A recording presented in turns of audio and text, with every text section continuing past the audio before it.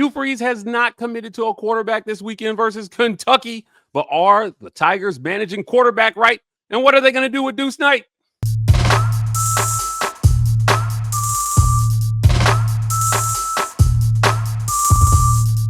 Welcome on into the Auburn Express, powered by the War Report. I'm your host, Mike. And G, turn us up, turn us all, turn it out.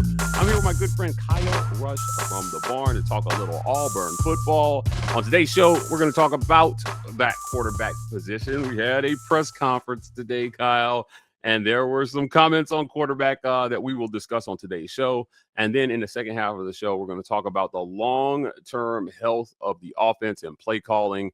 Where does Auburn go if Hugh Freeze remains head coach as far as play calling is concerned? Let's start at the top here. Lots of comments about quarterback in today's presser in the lead up. Obviously, the first question was going to be, is Ashton Daniels starting? He didn't commit to a starter on Saturday, but it feels like it would be suicide to not start Ashton Daniels on Saturday. Have we seen enough of Jackson Arnold? He made reference to practice, Kyle, and battling it out in practice. I got to ask you simply, is there anything you could see in practice from Jackson Arnold that should matter at this point? I don't think that there's anything you could see in practice that should matter. Like the game, what Ashton did in the game is what should matter. I mean, Jackson's typically really good in practice. Like from when I watch, he's typically really good in practice. So something's being lost from the practice field to the stadium. So I think that's just window dressing. We talked before we started recording, kind of making sure you keep Jackson engaged in case you need him. Like, what if Ashton gets hurt? What do you do with that extra game that you got to have? If you want to keep a red shirt, there's got to be a game in there that somebody sits out. Like, there's no way. There's just no way he runs Jackson out there to take the first snap against Kentucky. No way. I can't imagine what the crowd – and that's one of the things, like, I'm nervous about because I'm actually going to go to this one. What if they are running that highlight film where they're calling out the starting lineup and they call out Jackson Arnold as the starting quarterback? Like, what is that crowd going to do? Versus what would they do if they call Ashton's name out? I think they'll go crazy. I can't. I think honestly, you might have seen the last pass that Jackson's ever thrown at Auburn. Like that's the way it feels to me. Now I could be way wrong there, but that's the way it felt. Like that was like the last straw. Like you saw the play sheet hit the ground. I don't take much away from the press conference today as far as the verbiage that was used. I don't believe it's going to be a battle in practice this week. Like, that's dumb. Like, you need to be getting prepared to win this game. Like, if you're splitting reps 50-50, all you're doing is hurting yourself there. You know what I mean? And I don't believe that's going to happen. Kyle, let's stay there. Yeah. On splitting reps right now, 50-50. You have a guy in Ashton Daniels who didn't come in until after the spring. So he's already got limited reps compared to the other two with these receivers in this offense. Right. There's something to be said for preparing as the starter all week. 100%. Yeah. So I would think if you were trying to set him up for success, that you would just give him the first team reps all week.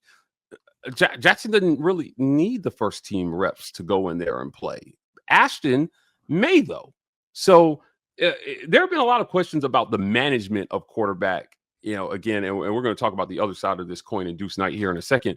But this is another one of those things where I'm just thinking, do I take what the coach is saying completely at face value in this press conference, or do I assume that there is a deeper plan at work here and that they are actually managing this thing right, and they're going to get Ashton the requisite reps he needs to be somewhat successful? Look, this is a game that Auburn should win, but Kentucky has been scrappy at times this year. And it's in your house. They come to you, but you can't go around and you can't mess around in this one. And they battled Texas to 16-13 Yeah, they can play defense when I mean, they have some athletes where they can play defense. So it's definitely not someone you want to screw around with when you're sort of everything's sort of up in the air. Like, do you stick with Hugh? Do you move on? Like, this is definitely not one, in my opinion, you want to be trying to solve a problem going into the of who the quarterback's going to be going into the game. Kind of feels like you need to be constructing the plan around one guy, even though I don't think the plan would really differ that much from Jackson to Ashton. It kind of feels like if it's going to be Ashton, you need to be rolling with him to give him as many reps as possible leading up to that game. And I can't really find an argument. I can't really steel man it to make it make sense for it to be like a real true competition 50-50 split throughout practice. I can't make that make sense in my head. Kyle, so you referenced before, you said, hey, look, we may have seen the last of Jackson Arnold at quarterback. Yeah. But I'm asking you your actual opinion on this. Should Auburn be done with Jackson Arnold at this juncture? They should 100%. 100%. And the reason being is because it's clear to me, and I think it's clear to a lot of folks that know football, that watch football. It's clear that there is some sort of issue, and I really can't say anything other than that. There is an issue that doesn't translate from the practice field to the game situations with Jackson. Okay, that could be 50% Jackson and 50% coaching. It could be 60% coaching and 40% Jackson. I don't know, but there's some little issue there. The clock in his head doesn't work. He's not able to really, he struggles overcoming adversity. And to me, now you call Deuce Knight your future, and you've been doing all this to save Ashton's red shirt. So what's the point now? Like, what's the point of even going back to Jackson? Like, there's just no way you can roll with him next year, period. Like, you can't go into next year saying he's the guy. So you've been working so hard to save these red shirts, and now you're at the point of the season where you can manipulate the game. Like, you can manipulate the rest of the schedule to where you can save everybody's red shirt and then bring them back. And the only reason you want to red shirt them is if you want to bring them back. So there's really I don't see any benefit of playing him Jackson at all anymore. I don't think he helps you win a game now more than Ashton does. And I don't think he helps you win any games playing him now next year, because I don't think he's going to be here next year. Let's talk about the redshirt dipsy-do thing that Auburn is trying to do here at the end of the season. So you've got Deuce Knight, obviously, who he's played in one game. He's got 3 more games he can participate in before we have to worry about burning his red shirt. You've got 4 games left, and he's got 3 games that he can play. Both of them do. Yeah. So Ashton, same thing. Like, he's played in 1, so he's got 3 games left. As it stands, you could maybe start Deuce Knight versus Mercer. And if he doesn't play these next 2 games, by the time you get there, his red shirt is preserved. Sure. But for Ashton, right, you've got Kentucky, Vanderbilt, Mercer, Alabama. He's going to have to sit. If he sits out Mercer, then that maybe solves the math for him as well, too, where he plays versus Kentucky and Vanderbilt. You win those games, you sit him versus Mercer, and then you bring him back off the bench versus Alabama. And then that's how you get around that without playing Jackson Arnold at all. Exactly. You have a bye, too, I believe. There is a bye. There's a bye week between Vanderbilt and Mercer. Yeah, so, I mean, it's perfect. It's a perfect scenario. You got 3 conference games.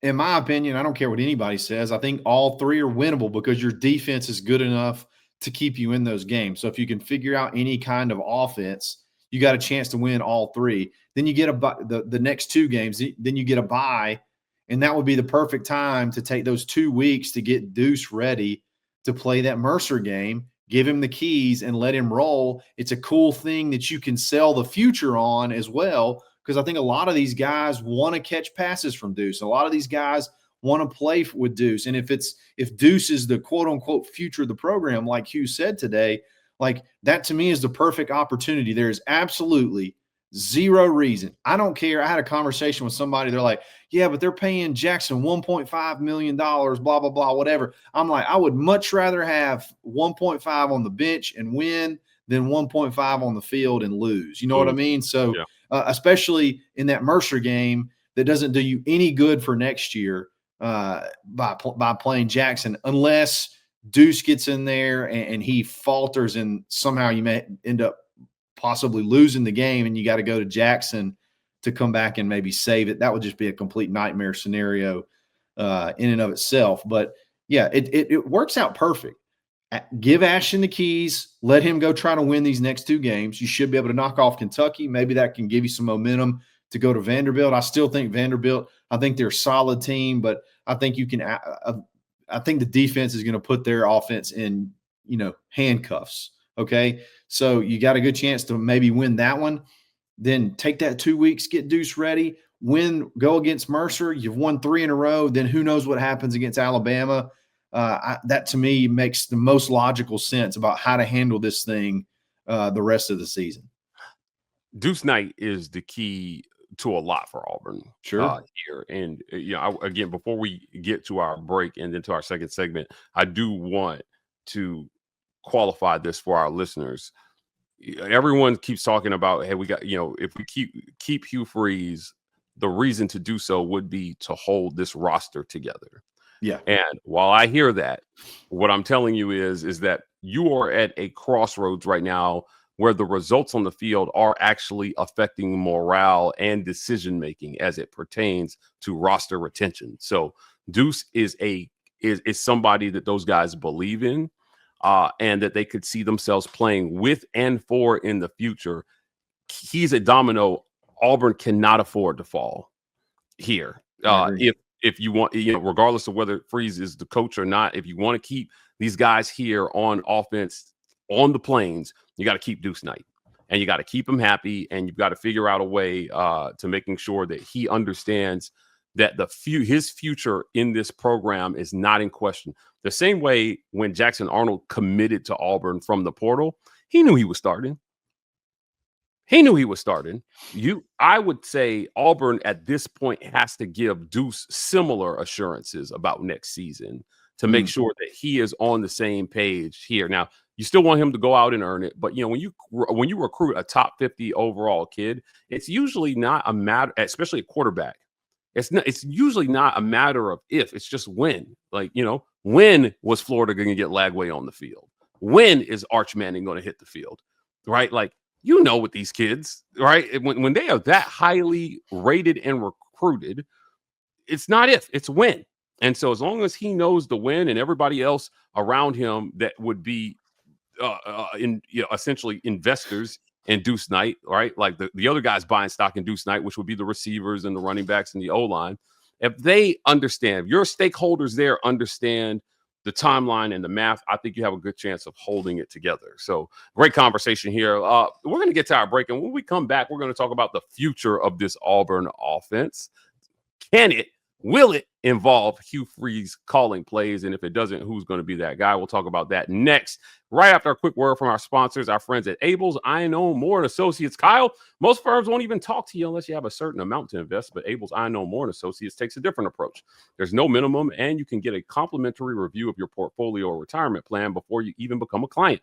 Why no minimums? Because AMA does not measure relationships by how profitable they are. Many clients don't meet the minimum requirements at other firms, are at the exact people that need the most guidance, and AMA is committed to making a difference for each of their relationships.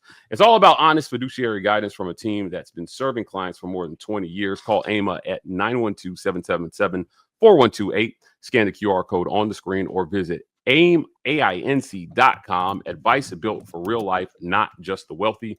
The Roar Report has been compensated by Abel's Iron More and Associates for this endorsement. AMA is a SEC registered investment advisor. Registration as an investment advisor does not imply a certain level of skill or training. Also want to thank our friends at Sky Tobacco and Vape. Ever run out of vape juice and realize you're nowhere near your favorite spot? Not a problem. Sky Tobacco and Vapes got locations sprinkled all over Columbus and even across the bridge of Phoenix City, like they planned it just that way, just for you. Whether you're on the move, or just vibing, they've got everything you need. Vapes, tobacco, and deals good enough to make you make a double take. Sky Tobacco and Vape, good vibes, great deals, and probably just right around the corner from wherever you're at. Also want to thank our friends at the Vibe Vault. You can find them at 3462 Crosswinds Road, Suite E in Phoenix City, Alabama. That's right next to the Renfro Supermarket and the Marco's Pizza on Highway 431 across the street from Chattahoochee Valley Community College. The Vibe Vault, get fresh for the weekend with the Vibe Vault, not just barbers, lifestyle consultants. I want to thank our friends at the Rogue Shop. Visit rogueshop.com. Use code REPORTER. Get 15% off your Rogue Shop order. Pain, sleep, stress, anxiety, whatever ails you in life, the Rogue Shop potentially has something that has you covered. If you have some traditional ailments that could require some non-traditional remedies, well, the Rogue Shop could just have the answer for you. Our guy Richard, longtime sponsor of the show, dropping a little something extra in there for everybody using code REPORT today. Please go give them a visit. They'll be happy that we sent you. Last but certainly not least, I want to thank our friends at Golden's Cast Iron. Visit goldenscastiron.com/WR. Use code Get Your Weight Up for 15% off your weights and code TWR for $65 off fire pits and Kamado grills. Golden's Cast Iron, the fall is here. That brings great weather. Great time to be outside next to a Golden's Cast Iron grill or staying in shape with some Golden's Cast Iron weights. Work out, grill out, chill out with Golden's Cast Iron. Kyle, play calling.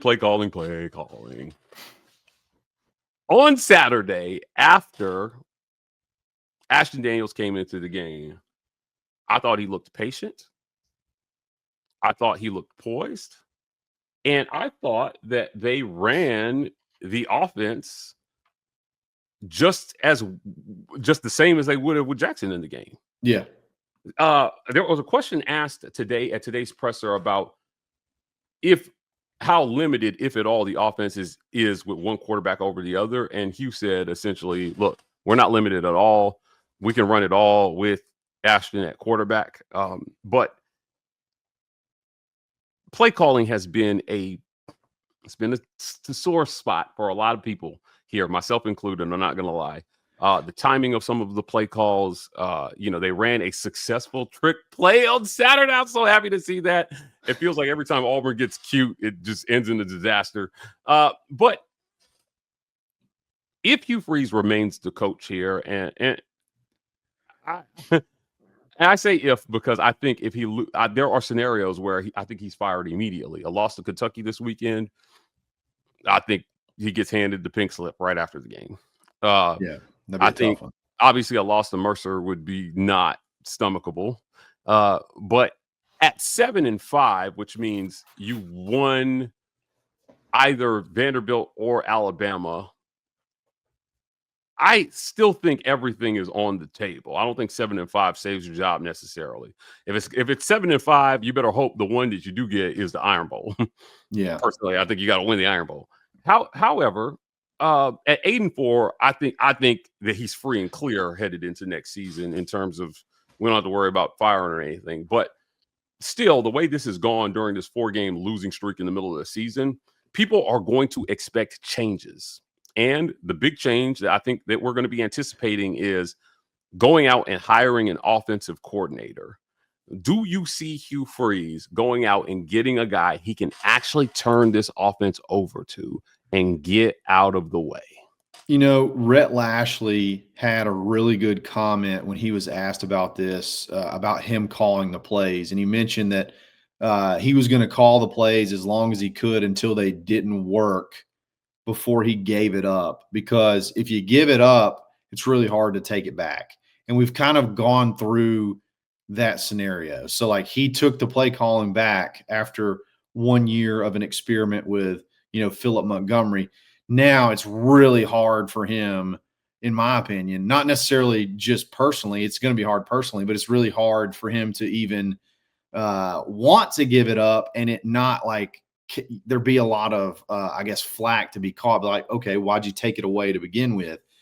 But he just doesn't seem like that kind of guy. Like it almost felt like Philip Montgomery. They brought in Philip Montgomery the idea was, I'm going to let him coach the offense so I can recruit long enough to build a roster and then take it over, and then I'm good to go from there. And that obviously has just not worked. So I don't know that he has that ability. Now, with the way his health is going and maybe to see like you're putting in a lot of effort and you're not able to see the results on the field that you expect, that you're used to having. He talks about it. Hey, I've won 10 games everywhere I've been. We know how to win games. Like, there has to be you come to a point where you have this realization, like, something is off here. Like, it's either my philosophy or the folks I have in place. But it's hard for me to imagine he's going to voluntarily give it up. He would have to voluntarily give it up. Like, it'd be almost his idea for me to feel comfortable that it could work, because you got to think at some point in time, he's going to want to step in and have his say, because that's his side of the ball. So it's a tough situation. That is going to be probably the only way that you can create any kind of buzz, I think, is if you bring in a new offensive coordinator and maybe do the whole package deal like Oklahoma did and go find somebody that maybe has a quarterback that can come with them. If you're not ready to just turn it over to like Deuce or Ashton next year, which I don't think that's probably the recipe for, a big bounce back year. I could be wrong. But that's the only way it feels like it can work. I just don't know how I don't know how that works out. He didn't let Philip Montgomery do what Philip Montgomery wanted to do. No, first time it really started going south, like he was inserting himself, and like it worked. There was that little stretch of games where it felt like, there was some success there, but yeah, he never really fully gave it over to him. I don't think. Yeah, and Philip Montgomery, for what it's worth, just he stood by his guns. He wanted to do it the way he was hired to do it, and I would argue that the meddle, if for lack of a better term, the meddling didn't result in better offense. Meddling or meshing? Didn't he say he used that term a lot? Meshing, because didn't he say I want him to run? I want to start. I heard him say this a bunch. I thought we should have called more RPOs. Yeah, and that's not really Philip Montgomery's. That's not really Philip Montgomery's game. So it's like he got Philip Montgomery in here, and then he's trying to insert his playbook into Philip Montgomery's playbook. Do you remember those conversations? I do. Yeah, like I said, from Hugh's perspective, it is a meshing thing. From Philip Montgomery's perspective, my offense is my offense, so it's a meddling thing. Like, if I'm calling it, I'm calling it. Just get out of it here. I wonder, though. I will close on this. If he is forced to do it, if he's told, you got to go out and hire an offensive coordinator, and is he really the guy for Auburn? Like, no. If he has to be We've seen this movie. Yeah. We've seen this movie, right? Like, we saw this movie for a while with Gus Malzahn. Like, is he calling the plays? Is he not? No, you can't call plays. Yes, I am calling plays. That's what we just went through. If you have to force it, then it's not. It can't work. It can't work. Now, in a dream scenario, he says, "Look, guys, this isn't enjoyable anymore. My offense isn't working like I expected it to work. Maybe the game, I don't want to say has passed me by, but maybe my system doesn't quite translate anymore, or defenses have caught on to it. So I still think I provide. I'm a wealth of knowledge on how to help an offensive coordinator craft their game plan. Like, I can be there for that, but I think my life would be more enjoyable. My job would be more enjoyable, and we'd have more success if I did what I'm good at, go make really good hires like he's done on the defensive side of the ball, on the off the field staff. Like, people forget about Will Redmond and Kenyatta Watson. Like, those guys are working their tail off, and you're not giving them a ton to sell right now. Like, they can go do great stuff if you can have results on the field. Like, why wouldn't you want to do that? Why would you not want to have to me, you'd sleep so much better at night. I don't know. Maybe when you're an offensive guy, you don't, but it just seems like it's miserable right now. And why would you not want to do this longevity wise, everything? Like, I just think it'll be much more enjoyable if you voluntarily, you're like, man, let's do this thing. Let's do this thing. Let's go find us the best offensive coordinator. I'm stepping out, and I'm gonna run this team, and we're gonna game plan together. We're gonna meet together. We're gonna make sure this thing's moving in the right direction. I'm gonna build the culture and recruit my tail off. Is it possible that guy is potentially on staff? He just has to. Is it Derek? Could Derek Dix be the answer to this? I think contractually you have to say yes, don't we? No, yeah. All right. No, I don't know. No, I'm joking, obviously, because of the whole Lane Kiffin thing. But look, maybe. I think Derek's going to get probably catch a little bit of unwarranted. He's catching a little bit of unwarranted heat. Like he's going to. It's sort of like the whipping. Hold on. That's not the right term. It's sort of like that's the excuse, or that's we're pushing it off on it's the offensive staff. So I got to bring in a new offensive coordinator. And you brought Derek Nix in for a specific reason, and he's kind of done all that. You know what I mean? So it's like he kind of gets thrown under the bus. Yeah. This is going to be a fascinating next month for Auburn. I mean, we're talking about the future of Auburn football, under Hugh Freeze and whether he goes out and gets a coordinator or not. But if they lose on Saturday, he's probably fired. Like, I cannot imagine a scenario where he loses to Kentucky and we're sitting here talking about him still being the coach. Unfortunately, you need wins at this point. And, for what it's worth, his tone carried that urgency in today's press conference when he was asked about certain things. He's like, look, man, we got to beat Kentucky this weekend. And then we can start to have some conversations. I did like that, by the way. I did like those answers. Yeah. I wish we had gotten there a little sooner, but I like it now. I like that he said he put an emphasis on focusing on the task at hand now. Again, you've got to beat Kentucky so that you can continue these conversations. But he feels like that he's been called to do this. He feels like his purpose is to do this with his staff, and that they're the ones to get it fixed. He said it a bunch today, more than most fans would like, about being close. It's become a running joke here about how close Auburn is. I just think that there's still a good run left in this coach and this football team, but anything could happen. And that's what I hate is that we're sitting here and I can't completely rule out that this Auburn team could go out and lay a huge egg offensively and somehow find a way to lose Kentucky. Yep. You can't do it. Yeah. When your bottom is like 0 to 1 touchdown a game offensively, you can't really rule anything out. Right. So, that's where we're at. Kyle Rush from the Barn Man. I want to thank you for joining me on today's show to talk a little Auburn football. A little bit of a long one today, but we've got some tough conversations potentially ahead. I can't think of anybody I'd rather be having these conversations with than Kyle Rush. Before we get out of here, tell people where they can find you. Absolutely. Go to thebarnauburn.com, sign up for our message board, jump in all the action. A lot of great conversations being had there as well. So check that out anywhere you get a podcast, the Barn Podcast Network. And then you can find us on YouTube at the Barn Auburn YouTube page as well. Guys, we want to hear from you. Hit the comments after the video. Let us know what you think about the quarterback situation. Should they be turning to Deuce Knight? Should they be turning their back on Jackson Arnold? We want to hear from you. Put it in the comments below. And also, what do you think the chances are that Hugh Freeze goes out and gets a coordinator that he can trust on offense? Drop your thoughts there again below. And while you're in that comment section, do us a favor, smash that super thanks button. Your financial support helps keep the work that we're doing here going. Please hit like and subscribe. We are the War Report on every social media platform. We are TW Report on TikTok. We're signing off, and as always, War Eagle.